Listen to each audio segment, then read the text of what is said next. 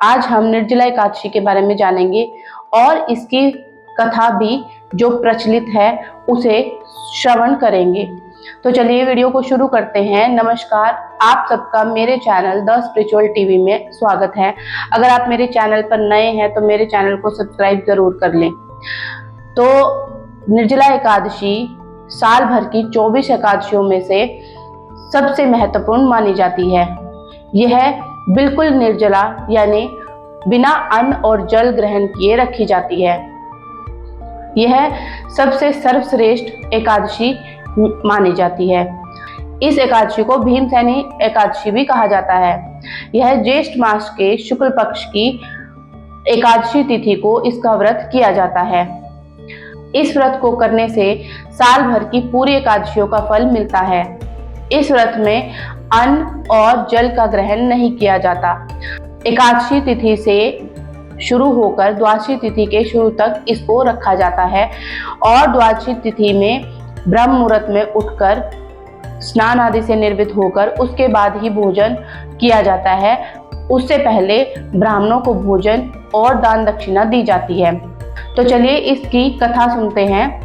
एक बार भीमसेन जी व्यास जी से कहते हैं, पितामह, मुझे माता कुंती, द्रौपदी, नकुल, सहदेव, युधिष्ठिर सब एकादशी तिथि का व्रत करने को कहते हैं, लेकिन मैं तो एक भी समय बिना भोजन के नहीं रह सकता हूँ, तो मैं एकादशी व्रत कैसे करूँ? तो मुझे कोई ऐसा व्रत बताइए जिससे मुझे मोक्ष की प्राप्ति हो और स्वर्ग की प्राप्ति हो।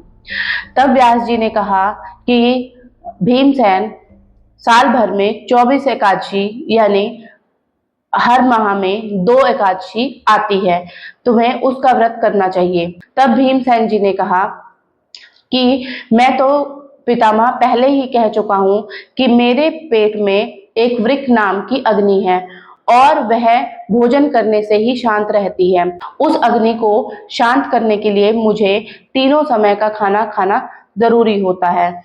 तब भीमसेन जी ने कहा कि मुझे कोई ऐसा व्रत बताइए कि जो मुझे साल भर में सिर्फ एक ही रखना पड़े और उसको करने से ही मुझे स्वर्ग की प्राप्ति हो। अगर नर्क और स्वर्ग में फर्क है तब व्यास जी ने कहा, वृषभ और मिथुन के बीच ज्येष्ठ मास की शुक्ल पक्ष की एकादशी तिथि को व्रत निर्जला व्रत रखा जाता है। अगर आप उस व्रत को रखते हैं तो 24 एकादशियों का फल उस एकादशी को मिलता है, लेकिन उस व्रत को करने के लिए पूरे दिन भर अन्न जल बिना ग्रहण किए ही उस व्रत को रखा जाता है और उस व्रत में दान दक्षिणा ये सब किया जाएगा। तब भीमसेन जी ने कहा कि मैं इस व्रत को करूंगा, करने की पूरी कोशिश करूंगा, क्योंकि मैं भूखा नहीं रह सकता हूँ।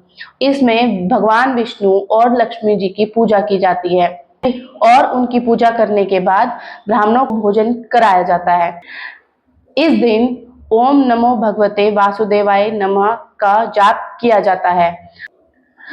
आगे व्यास जी कहते हैं कि जो मनुष्य या जो प्राणी इस व्रत को विधि विधान से करेगा उसको निश्चित ही स्वर्ग की प्राप्ति होगी।